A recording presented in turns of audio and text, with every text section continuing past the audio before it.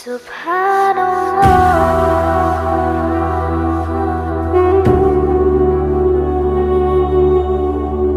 لله وحده والصلاة والسلام على من لا نبي بعده أما بعد فأعوذ بالله من الشيطان الرجيم بسم الله الرحمن الرحيم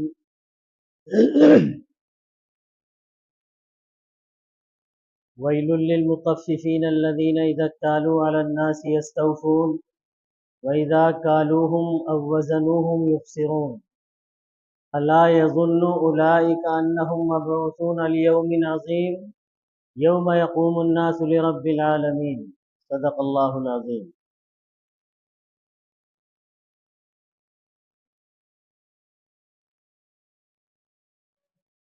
اللہ تبارک و تعالی نے ان آیات مبارکہ کے اندر تطفیف کرنے والوں کے بارے میں اللہ تبارک و تعالی نے وعید سنائی ہے کہ افسوس ہے تطفیف کرنے والوں کے لیے. ویل کا لفظ اللہ تبارک و تعالی نے استعمال فرمایا. ویل کے معنی افسوس کے بھی ہیں اور دردناک عذاب کے بھی.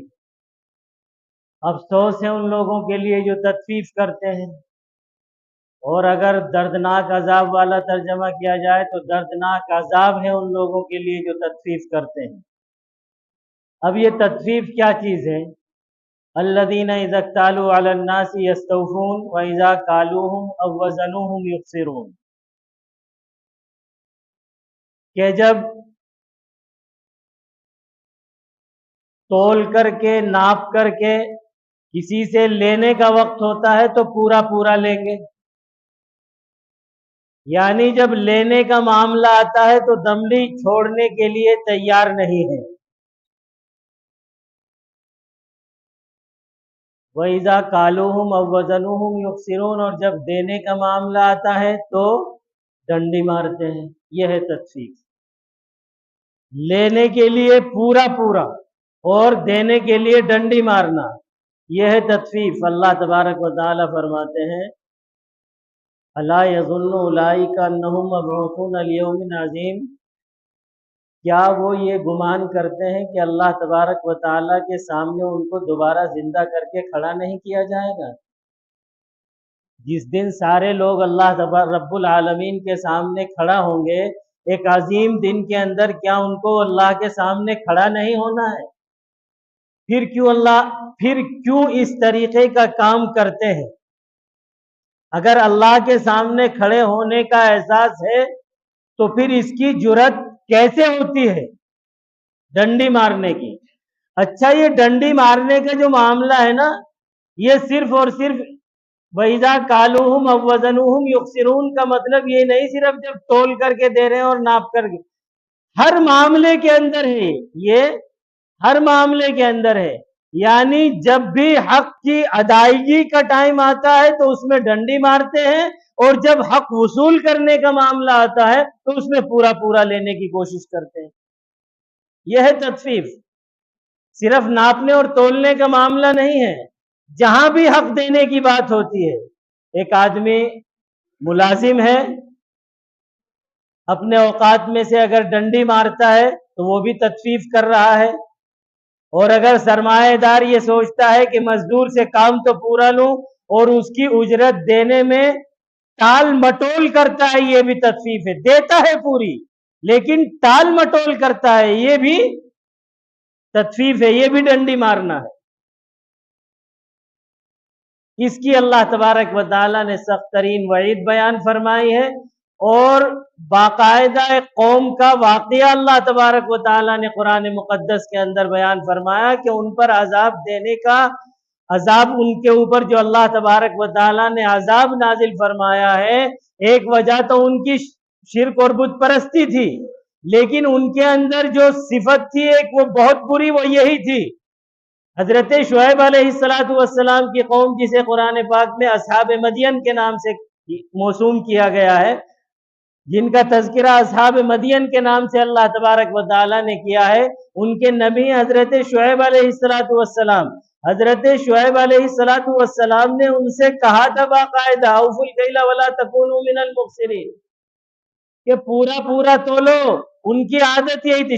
شرک و بت پرستی کے علاوہ ان کا جو بڑا جرم قرآن پاک نے بیان کیا وہ یہی کہ وہ ڈنڈی مارتے تھے, وہ ناپ تول میں کمی کیا کرتے تھے, دینے کا معاملہ آتا تھا تو ادھورا کر دیتے تھے, جب لینے کا معاملہ آتا تھا تو پورا لینے کی کوشش کرتے تھے, پورا لیتے تھے. اس جرم کو اللہ تبارک و تعالیٰ نے ان کے بیان کیا. حضرت شعیب علیہ السلام نے جب انہیں سمجھایا تو بجائے سمجھنے کے کہنے لگے اصلاتک تامرک ان نترک ما یعبد آباؤنا او ان نفعل فی اموالنا ما نشاء. کیا تمہاری یہ نماز, کیا تمہاری یہ تبلیغ, کیا تمہارا یہ دین یہ حکم دیتا ہے ہمیں کہ ہم اپنے باپ داداؤں کے طریقوں کو چھوڑ دیں اور ہم اپنے مال کے اندر اپنی منچاہی نہ کریں؟ ہمارا مال ہے, ہم نے محنت سے کمایا ہے, ہم اس کے اندر جو چاہیں گے تصرف کریں گے. اللہ تبارک و تعالی نے اتنا سخت, جب حضرت شعیب علیہ السلام تعلیم سے مایوس ہو گئے کہ یہ لوگ نہیں مانیں گے, حضرت اللہ تبارک و تعالی نے ان کو عذاب دینے کے بعد ارادہ فرمایا تو 3 دن تلک ان کے اوپر مسلسل حبس والی سخت ترین گرمی ہوئی. سخت ترین گرمی 3 دن تک حبس والی ہوئی, لوگ بلبلا اٹھے گرمی سے. اور اس کے بعد پھر ایک بادل آیا اور اس بادل کے نیچے بڑی ٹھنڈی ہوا. اب جو بلبلائے ہوئے لوگ تھے وہ سارے کے سارے اس بادل کے نیچے جمع ہو گئے اپنے گھروں سے نکل کر کے کہ یہاں تو بہت ٹھنڈی ہوا ہے. اور پھر اس بادل سے اللہ تبارک و تعالیٰ نے آگ برسائی. اس بادل سے پھر اللہ تبارک و تعالیٰ نے ان کے اوپر عذاب نازل فرمایا. فَكَذَّبُوهُ فَأَخَذَهُمْ عَذَابُ يَوْمِ الظُّلَّةِ. انہوں نے جھٹلایا اپنے نبی کو, انہوں نے اپنے نبی کی تعلیمات کو جھٹلا دیا. اللہ تبارک و تعالیٰ نے صاحبان والے دن کے عذاب میں, اللہ تبارک و تعالیٰ نے صاحبان کے عذاب میں ان کو ماخوذ کر دیا. فَكَذَّبُوهُ فَأَخَذَهُمْ عَذَابُ يَوْمِ الظُّلَّةِ. اللہ تبارک و تعالیٰ نے میں دوبارہ عرض کروں کہ اللہ نے ان کے اس جرم کے ساتھ ساتھ کہ وہ شرک و بت پرستی کرتے تھے, اس جرم کو باقاعدہ طور پر بیان کیا اور پھر فرمایا فَكَذَّبُوهُ فَأَخَذَهُمْ عَذَابُ يَوْمِ الظُّلَّةِ. ان کی یہ خصلتیں تھیں, ان کی یہ بری عادتیں تھیں, اللہ تبارک و تعالیٰ نے ان کے اوپر اپنا عذاب مسلط فرمایا. اور اگر غور سے دیکھا جائے نا, اس وقت میرا موضوع نہیں ہے لیکن ایک جملہ عرض کر دوں, اگر غور سے دیکھا جائے انبیاء علیہم التحیۃ والتسلیم کی قوموں نے جن قوموں کی عذاب کا ذکر آیا ہے اور ان کی کسی خاص برائی کا ذکر کیا گیا ہے, شرک و بت پرستی کے علاوہ ان کی کسی خاص برائی کو بھی اللہ تبارک و تعالیٰ نے بیان کیا ہے, تو وہ برائیاں اگر دیکھی جائیں تو مجموعی اعتبار سے ہمارے اندر موجود.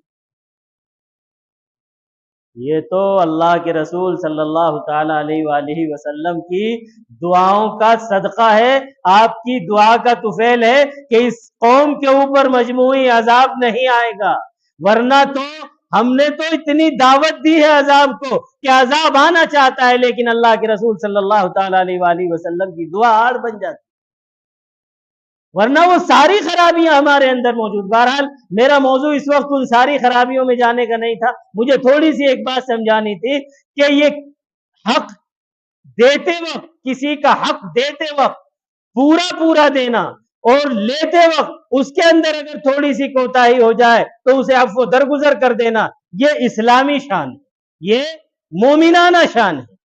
لیکن ہماری شان کون سی ہے؟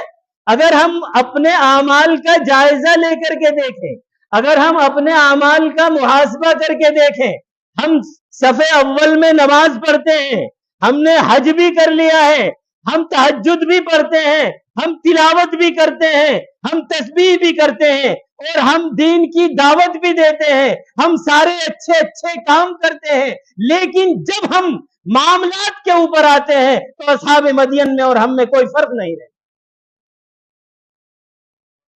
بڑے دکھ کے ساتھ یہ بات کہنی پڑتی ہے, بڑے دکھ کے ساتھ یہ بات کہنی پڑتی ہے. ہمارے اسلاف نے جنہوں نے اس بات کو محسوس کیا کہ اللہ تبارک و تعالیٰ کا یہ کتنا بڑا انعام ہے ایمان کی دولت، اور اس ایمان کی دولت کی شان یہ ہے، اس کا تقاضا یہ ہے کہ ہم مومنانہ کام کریں۔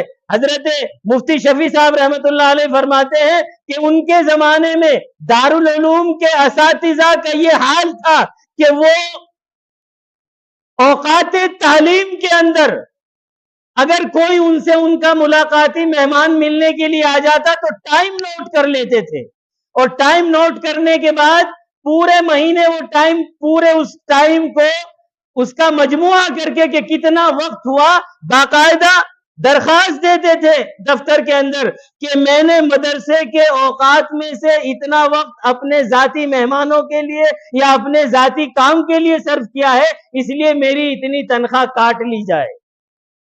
جنہوں نے سمجھا ہے اپنے ایمان کو اور اپنے ایمان کی اہمیت کو جنہوں نے سمجھا ہے، انہوں نے اس طریقے پر اپنے ایمان کا مظاہرہ کیا ہے اور اپنے ایمانی تقاضوں کا مظاہرہ کیا ہے۔ ہماری حالت کیا ہے؟ ہماری حالت کیا ہے؟ ہماری حالت یہ ہے کہ ہم کام پورا کریں نہ کریں، ہمیں اجرت پوری چاہیے، کام پورا نہ کریں۔ مزدور کو یاد ہے یہ حدیث کہ مزدور کی مزدوری اس کا پسینہ خشک ہونے سے پہلے دے دو، اس کو یہ حدیث یاد ہے، لیکن اس کو یہ یاد ہے، اس کو یہ اندازہ نہیں ہے کہ میرا پسینہ نکلا بھی ہے یا نہیں، جو پسینہ نکلنے جو کام کا تقاضا تھا وہ تقاضا میں نے پورا کیا ہے نہیں، یہ اس کو خیال نہیں رہتا۔ اسی طریقے پر سرمایہ دار چاہتا ہے کہ 8 گھنٹے تک مسلسل وہ پانی بھی نہ پیے بیچ میں، وہ نماز بھی نہ پڑھے بیچ میں، وہ پورے میرے کام میں جٹا رہے، اور جب مزدوری دینے کا وقت آتا ہے ایک دن کی روک کے چلتے ہیں بھائی، ہم ایک دن کی روک کے، اس کے گھر میں چاہے کھانا پکانے کا نہ ہو لیکن ہم ایک دن کی روک کے ہمارا اصول ہے تیری مرضی ہے، تجھے کام کرنا ہے کر، نہیں کرنا ہے۔ اور یہ صرف ایک مزدور اور اس کی بات نہیں ہے، اپنے معاشرے کا جائزہ لے کر کے دیکھ لیں، ہر میدان کے اندر کوئی ٹھیکیدار ہے، وہ اگر اس سے خراب کام ہو جاتا ہے، اگر اس سے کام وہ اسے لپیٹ کر کے چاہتا ہے کسی طریقے پر چلا دے، وہ اسے لپیٹ کر کے یہ چاہتا ہے کسی طریقے پر چلا دے۔ جو سرمایہ دار ہے وہ یہ چاہتا ہے کہ میں اس سے کام بنوا لوں اور اس کے اچھے پیس بھی اس کے منہ پہ مار دوں، یہ ریجیکٹ ہو گئی، انہیں کو بنا کر کے لا، ابھی پیسے نہیں ہیں دینے کے لیے اس کے۔ یہ ساری کی ساری تطفیف ہے، یہ سب کیا ہے؟ تطفیف۔ حضور علیہ السلام بازار میں گئے، دیکھا گیہوں کا ڈھیر ہے، آپ علیہ السلام نے ہاتھ دے دیا اس کے اندر، گیہوں کے ڈھیر کے اندر، وہاں نمی محسوس ہوئی۔ حضور علیہ السلام نے پوچھا یہ کیا کر رکھا ہے تم نے؟ نیچے گندم جو گیہوں ہے وہ نیچے گیلا ہے اور اوپر تم نے خشک گیہوں ڈال رکھا ہے۔ یا رسول اللہ بارش میں بھیگ گیا تھا گیہوں۔ ارے تو بھیگ گیا تھا تو اس کو اوپر رکھنا چاہیے تھا، تم نے اچھا والا مال اوپر رکھا۔ اور حضور علیہ السلام نے پھر ایک لفظ استعمال فرمایا، امام مسلم نے اپنی کتاب میں اس کو نقل کیا ہے، من غش فلیس منا، جو دھوکہ دے وہ ہم میں سے نہیں ہے، جو دھوکہ دے وہ ہم میں سے نہیں ہے۔ حضور علیہ السلام نے سارے دھوکوں کا قلعہ کما کر دیا یہ کہہ کر کے جو دھوکہ دے وہ ہم میں سے نہیں ہے، من غش فلیس منا۔ اگر اس میں عیب تھا تو تمہیں بتانا چاہیے تھا، بھئی یہ گیہوں بھیگے ہوئے ہیں، اس کے اندر سوکھے بھی ہیں اور بھیگے ہوئے بھی ہیں، انہیں بھیگے ہوئے کو اوپر رکھ۔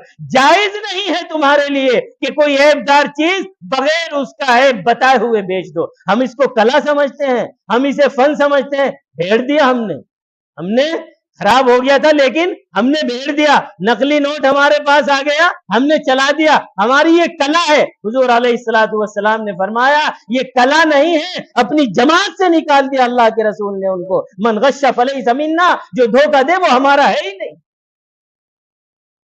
اگر ان تعلیمات کو ہم نے اپنایا ہوتا، اگر ان تعلیمات کو ہم نے اپنایا ہوتا حضور علیہ السلام کی، اور اسی کے مطابق ہم نے اپنی ایمانی تقاضوں اور ایمانی شان کے مطابق رسول اللہ صلی اللہ تعالی علیہ وآلہ وسلم کی تعلیمات کے مطابق اگر ہمارے معاملات رہے ہوتے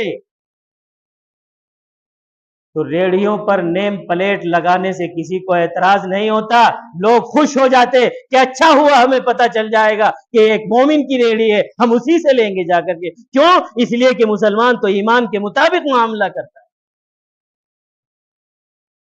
लोग खुश हो जाते हैं इस बात से, अच्छा हुआ निशानदेही हो गई। हम तो ढूंढते हैं कि कौन ईमान वाला रेडी लगा करके खड़ा है। अगर हमारे अमाल ऐसे होते, हमें वावेले करने की जरूरत नहीं थी। हमें तो वावेले इसलिए करने पड़ रहे, आप किसी भी रेडी पर खड़े हो जाइए, पता नहीं चलेगा कि बेचने वाला मोमिन है या गैर मोमिन, कोई मामला। आप उसमें से छांट छांट करके अच्छे निकालिए, और वो उसमें खराब खराब भर देगा अपने हाथ से थोड़े से, जो उसको पता है कि ये नहीं बिकने हैं, वो उसमें भर देगा, और वो इतने भर देगा इसमें से 3-4 और निकालने पड़े। और जब वो 3-4 निकाले जाएंगे तो आपके जो अच्छे छाटे हुए थे ना, वो उसमें से निकाले जाएंगे, और उसके जो खराब थे वो उसके अंदर भर करके आपको घर पे, आपके घर ले जाया जाएगा। आप उसको घर ले, आपको दे दिया जाएगा, आप घर ले जाएंगे उसको, और जाकर के जो आपका दिल दुखेगा, आपके दिल से उसके लिए क्या निकलेगा? बद्दुआ निकलेगी या दुआ निकलेगी? बद्दुआ निकलेगी ना, बद्दुआ ही निकलेगी ना। और ये बद्दुआ हलाक करने वाली होती है, ये बद्दुआ हलाक करने वाली होती है, ये बद्दुआ इंसान को खत्म करने। अब वावेला मचाने से क्या होगा? अब